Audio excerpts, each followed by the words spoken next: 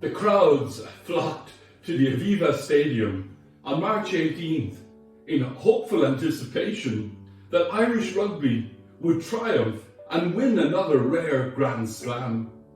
In Israel in 2023, enormous crowds spill out onto streets, creating noisy and flame-filled scenes, stirred by intense flag waving in protest against unhealthy and harmful judicial reforms being championed by a government with dubious motives.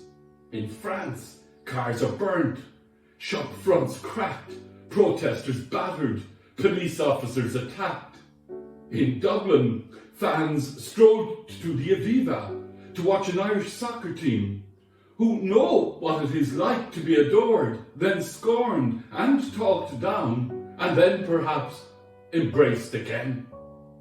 It is argued that political power has been rooted in the crowd since the foundation of the world. It's the crowd's need for a scapegoat that set events in motion. The crowds flocked to Jerusalem for the Feast of Passover and the holy days that mark the liberation of the people from slavery in Egypt.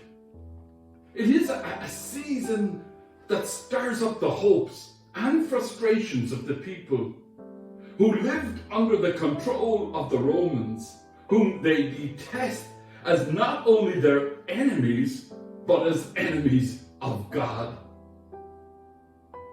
The rites of Holy Week are meant to be participated in and absorbed into our very bloodstream and heart. Holy Week profoundly disturbs the world, and it is meant to disturb us, breaking us out of our complacency and false pieties. There are no shortage of events to disturb us.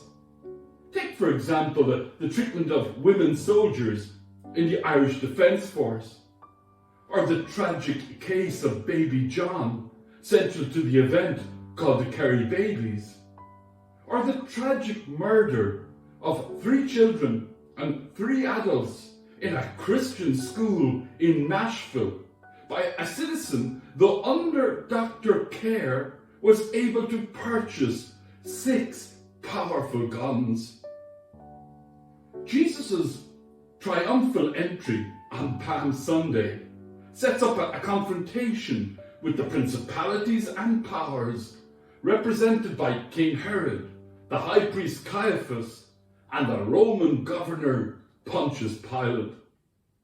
Coming from Caesarea, Pilate entered the city from the city west, riding a war horse at the head of the imperial cavalry.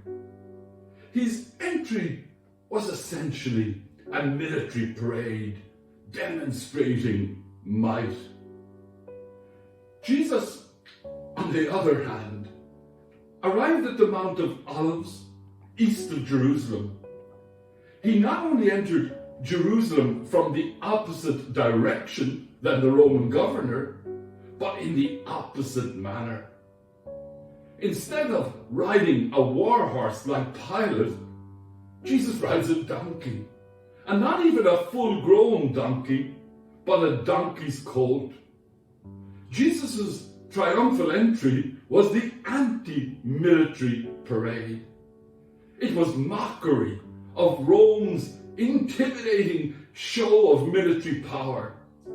It also presented Jerusalem with a stark contrast between the way of war and the way of peace. At the beginning of Holy Week, Pontius Pilate and Jesus of Nazareth are at the head of 2 very different parades. The question for us is, which parade are we marching in? The military parade of Pilate, that still believes the world to be shaped by war, or the peace parade of Jesus, that understands that with the coming of Christ, war has been abolished? Thankfully, voices are now emerging in support of female soldiers in the Irish Army. In a poignant and moving article in the Irish Examiner titled "Are Criminal Proceedings the Only Route to Truth Now for Baby John?" Catherine Conlon sensitively asks, do arrests, accompanied by extensive media briefings, serve the dignity and respect owed to this baby? Or could there be another way? In Philadelphia today, Palm Sunday, Christian activist Shane Claiborne is inviting people to watch how he and associates make lots of crosses out of guns for Holy Week. Shane invites with these words, "Come, hang out and see how we decommission guns and turn them into beautiful things." The cross cries out loudly that our religion is about uncrucifying the world, about resisting unnecessary pain and humiliation. The cross is as much a symbol of life as it is of death. Gandhi argued that it's easy to stand in the crowd, but it takes courage to stand alone. Holy Week is a time to stand with Jesus. Answering Catherine Conlon's question, could there be another way? There is. The way of Jesus. Amen.